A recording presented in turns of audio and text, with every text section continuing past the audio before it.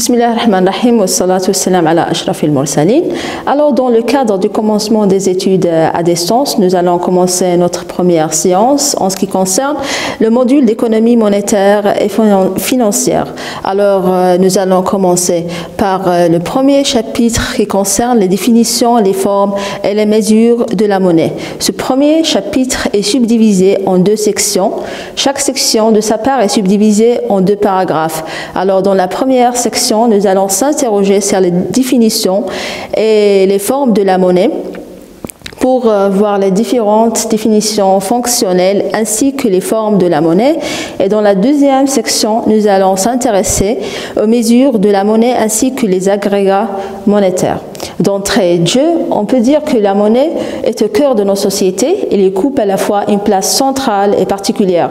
Centrale parce que toute transaction s'effectue en monnaie, qu'il s'agisse d'un achat de consommation, d'une opération de vente, d'un versement de salaire ou bien d'une transaction boursière. Alors toute opération réelle ou financière se double en monnaie, sauf le cas racisme de troc. En revanche, on peut dire que la monnaie est un objet à part parce que ce n'est ni un bien de consommation, ce n'est pas la monnaie qui est la source de satisfaction directe pour le consommateur et ainsi il n'est pas un bien d'investissement puisqu'il ne rapporte rien. De ce fait, on peut dire que la monnaie peut ainsi se définir comme étant fondamentalement un bien d'échange massivement accepté, immédiatement et sans coût. Elle est porteuse de choix. Donc, parmi ses principales caractéristiques, on peut dire que la monnaie,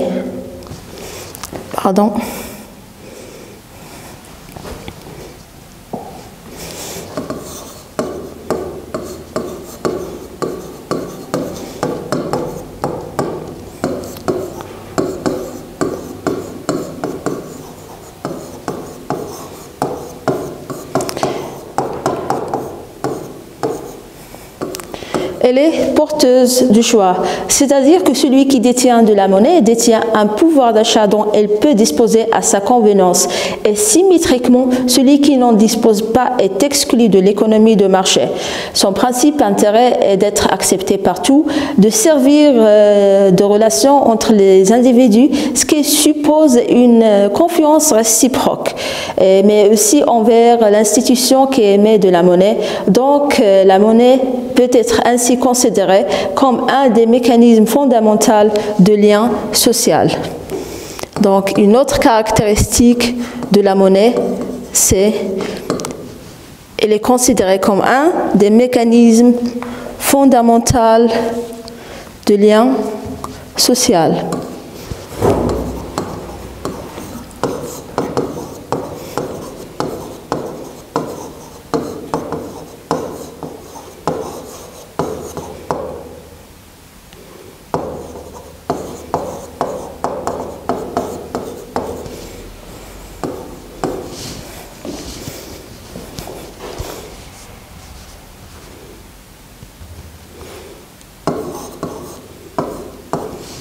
De surcroît, une autre propriété originale de la monnaie est liée à son coût de production qui est totalement négligeable par rapport à sa valeur. Et certainement lorsque la monnaie n'est plus métallique, mais fiduciaire et scripturale.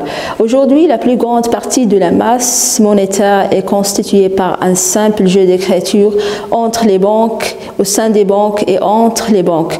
Donc, on peut dire que les mécanismes de production de ce bien particulier qu'est la monnaie n'ont donc que peu de points communs avec les ressorts qui gouvernent la production des biens et services. En effet, une banque, lorsqu'elle accorde un crédit à son client, elle met à sa disposition un certain montant d'argent qui n'existait plus auparavant. Mais si pour l'immense majorité des économistes, la banque n'est plus une industrie comme une autre, en effet, en prenant en considération les effets de la monnaie sur l'économie réelle, les désaccords sont nombreux. En effet, dans l'histoire de la pensée économique. La monnaie a toujours servi de lien de partage entre ceux qui considéraient que la monnaie était dissociée entre la sphère réelle et la sphère financière et ceux qui intégraient dès le départ les effets de la monnaie sur l'économie réelle. Alors, partant de ce constat, on peut poser une question fondamentale concerne. Alors, peut-on avoir une vision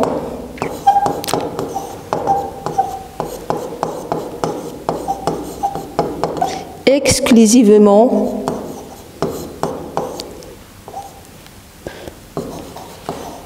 économique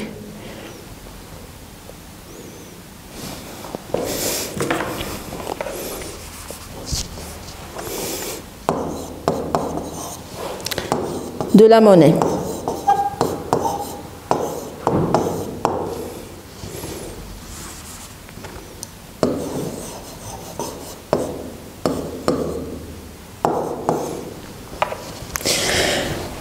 Cette question est sans doute la première à se poser lorsqu'on s'intéresse au phénomène monétaire.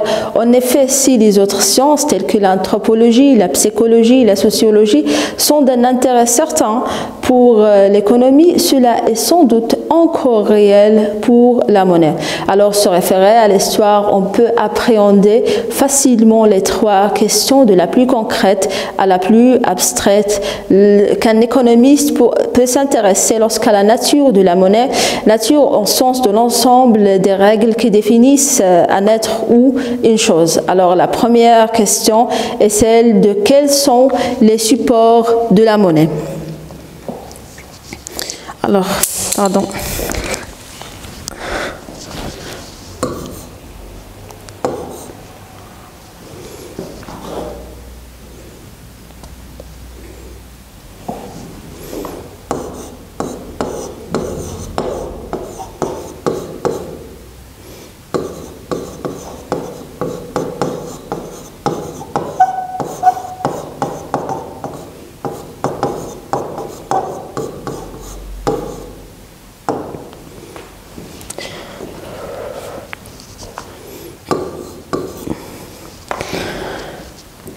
Alors, cette question s'intéresse à la nature formelle de la monnaie.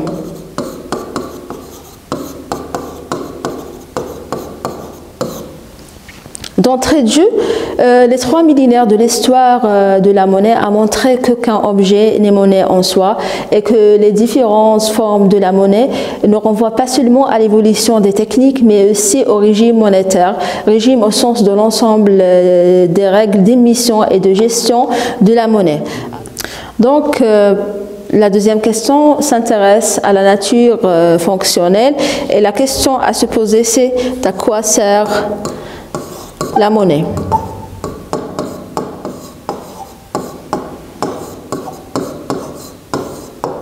Traditionnellement, on attribue à la monnaie 3 fonctions principales, celle de réserve de valeur, unité de compte et instrument de paiement. Et enfin, on doit s'intéresser aux propriétés de la monnaie, ou bien les caractéristiques de la monnaie.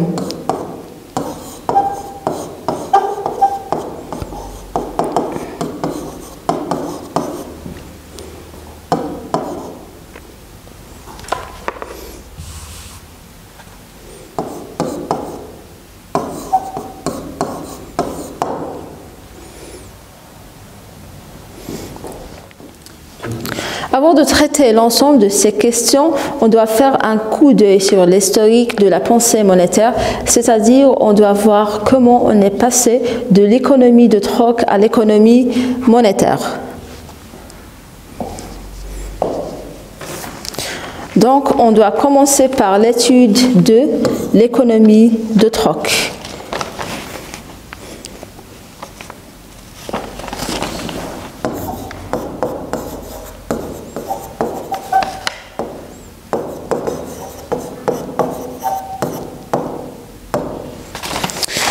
En ce qui concerne l'économie de troc, on peut dire qu'à l'origine, les échanges entre les individus se basaient sur le troc. Qu'est-ce qu'un troc? Alors, un troc, c'est un système où les produits s'échangeaient contre n'importe quel autre produit. C'est une pratique des économies primitives dans l'histoire reculée des sociétés. C'est l'échange sans monnaie. Autrement dit, si un individu veut par exemple se procurer un bien, il doit offrir en contrepartie un autre bien. Donc, la monnaie est allant de référence entre les individus appartenant à une même société est absente. On a ici l'absence de la monnaie, donc la monnaie n'est pas indispensable aux échanges entre les individus. On peut schématiser toutes ces idées, on peut dire que l'économie de troc est une économie primitive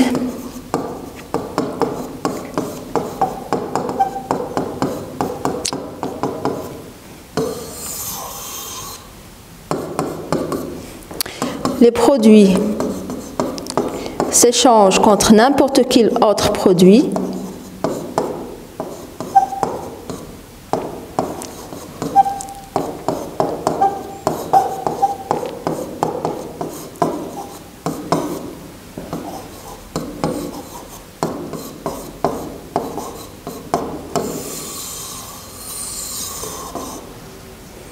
Et la principale caractéristique, c'est l'absence de la monnaie.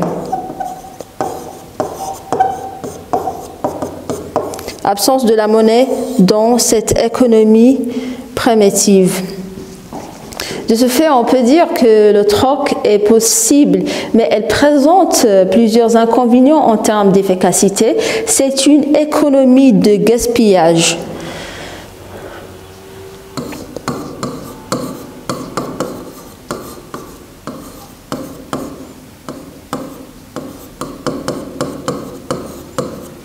Gaspillage à la fois du temps et d'énergie.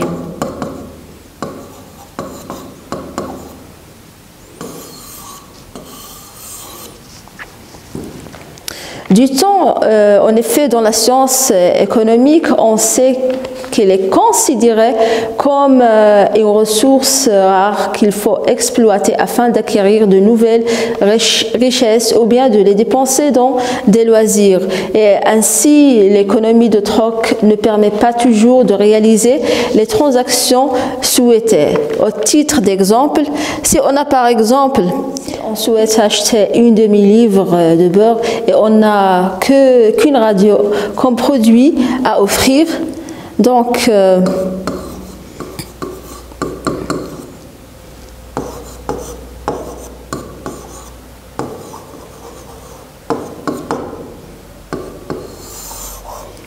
sans doute, le prix d'une telle quantité n'est pas égal à notre produit correspondant pour l'échange. L'échange, dans ce cas, se heurte à l'indivisibilité des biens échangeables. Échanger, par exemple, notre radio avec 20 kg de beurre au titre d'exemple, ce n'est pas notre souhait. Donc, l'échange, dans ce cas, doit être suivi d'une revente fastidieuse et rapide de l'excédent, ce qui serait très inefficace. Donc, de ce fait, on peut dire qu'au sein de ces sociétés, le troc n'était pas une nécessité. S'il existait, il ne présentait qu'un surplus. Mais en revanche, avec l'augmentation des nombres de biens, le troc devient une opération laborieuse pour plusieurs raisons. La première raison est celle de l'indivisibilité des biens échangeables.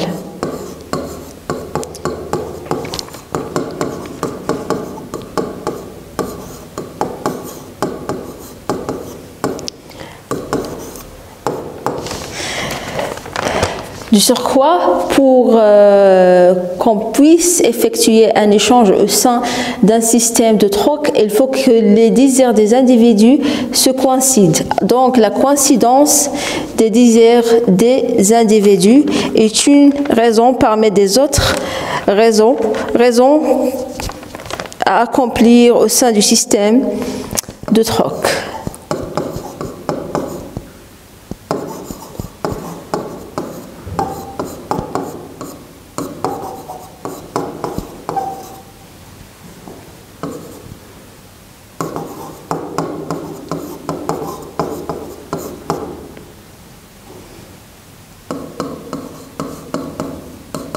il faut bien sûr que les disaires des uns et des autres coïncident. Et enfin, on a le problème de la détermination des termes d'échange.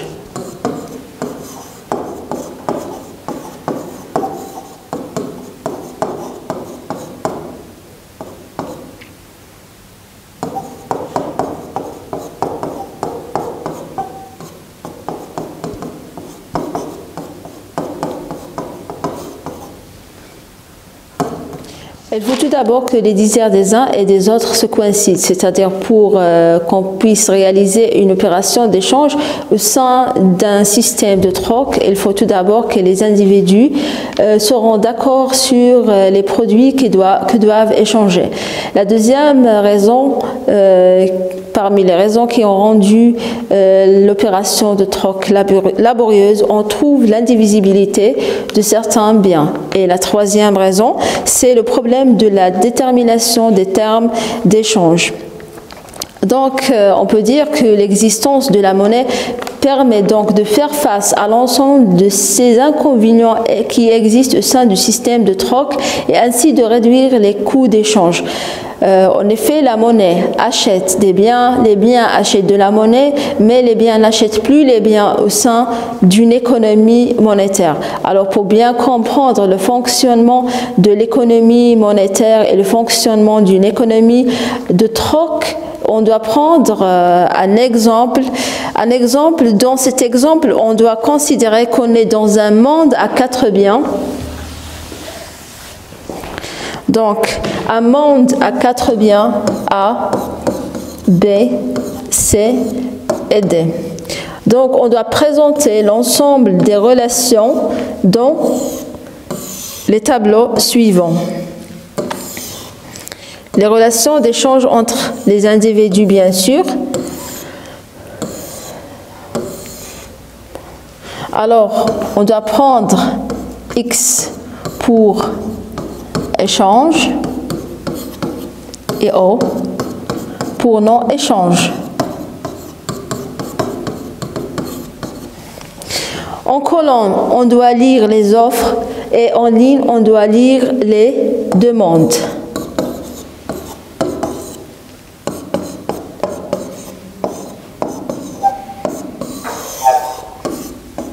Donc, ce tableau permet de présenter les échanges au sein d'une économie du troc.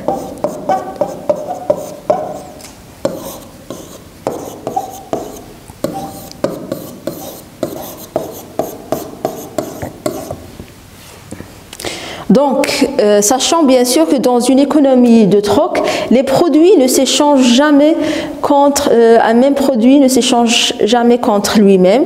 Donc, A ne peut jamais être échangé contre lui-même, mais il peut être échangé contre le produit B, C ou bien D.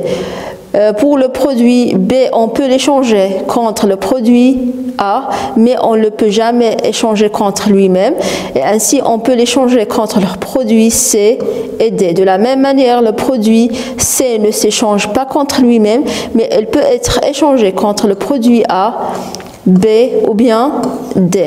Et enfin, on a le produit D qui peut être s'échanger contre le produit A, B, C, mais ne peut jamais être échangé avec le produit D. Alors, après d'avoir présenté l'ensemble des échanges au sein d'une économie de troc, on doit passer à l'économie monétaire. Donc, les échanges après l'introduction de la monnaie.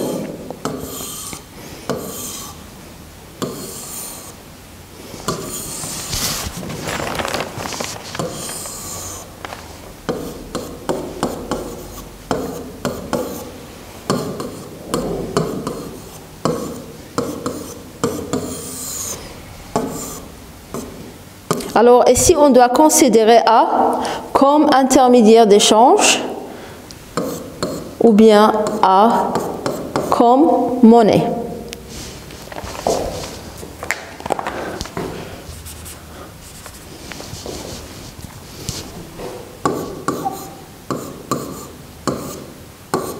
Dans ce cas, la monnaie ne peut jamais être échangée contre de la monnaie, mais la monnaie peut s'échanger contre n'importe quel autre produit, qu'il s'agisse de B, C ou bien D. Le produit B peut s'échanger contre de la monnaie, mais par contre, au système de troc, il ne s'échange jamais avec les autres produits. Le produit C s'échange contre de la monnaie, mais pas contre les autres produits B, C et D.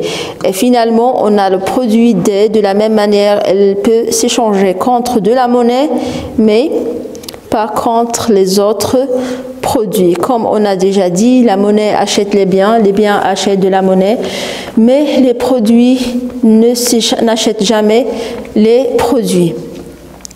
Donc, ce tableau présente bien sûr les échanges au sein d'une économie monétaire.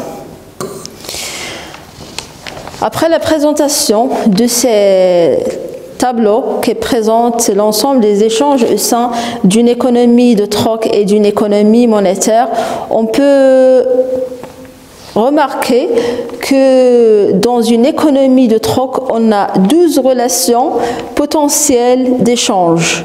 Donc, l'économie de troc présente 12 relations potentielles d'échange, soit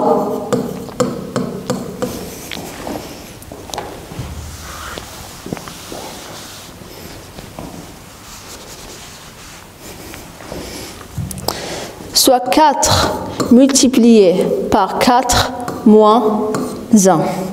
Alors, de ce fait, on peut dire que dans une économie monétaire pour n biens, on peut dire qu'il y a n multiplié par n moins 1.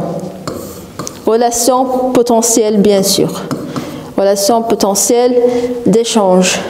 En revanche, dans une économie monétaire, on remarque qu'il n'y a que 6 relations potentielles d'échange, soit 2 multiplié par n par 4 moins 1. Donc, ce qui veut dire que pour n produits, on a la relation suivante, soit 2 multiplié par n moins 1, relation potentielle dans une économie de troc. Alors, c'est vrai que l'économie monétaire permet de réduire les relations potentielles d'échange. En effet, arithmétiquement, il est vrai que les n multipliés par n moins 1 relations potentielles d'échange est supérieure à 2 multiplié fois n moins 1 pour tout n est supérieur à 2.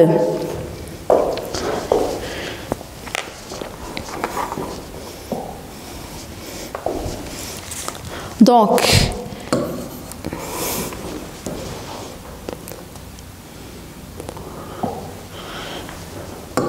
n multiplié par n moins 1 est supérieur à 2 multiplié par n moins 1 pour tout n est supérieur à 2.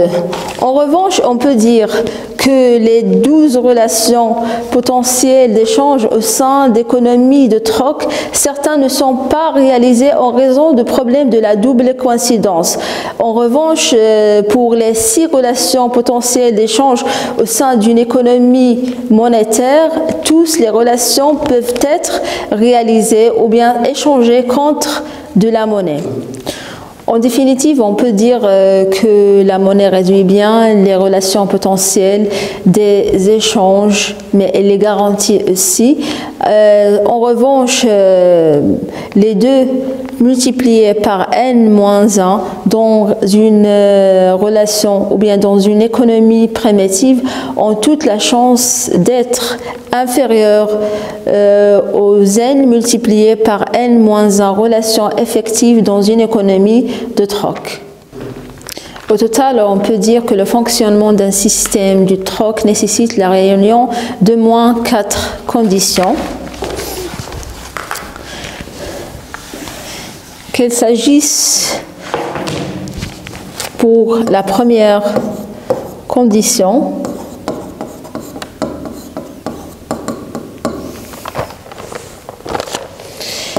une économie restreinte des individus.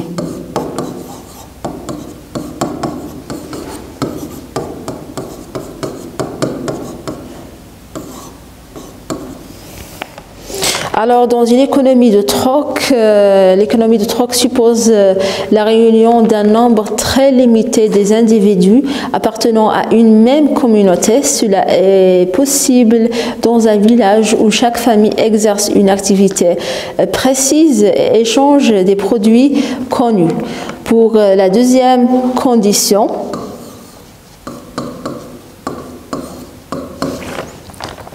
on a une offre restreinte des produits.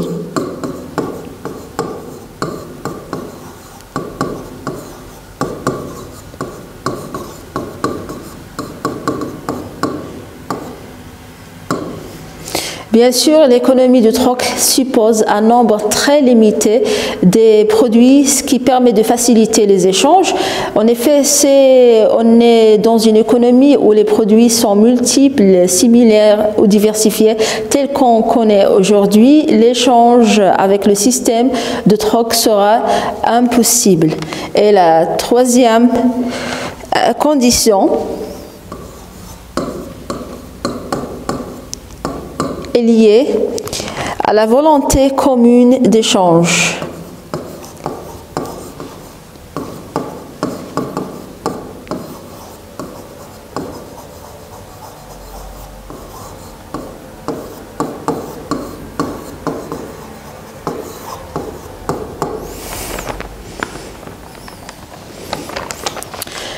Bien sûr, l'économie de troc suppose une volonté commune d'échange entre les individus à un même moment et à intervalles réguliers. Et la dernière condition, bien, quatrième condition, ce sont les prix liés au prix d'échange qui doivent être faciles à établir.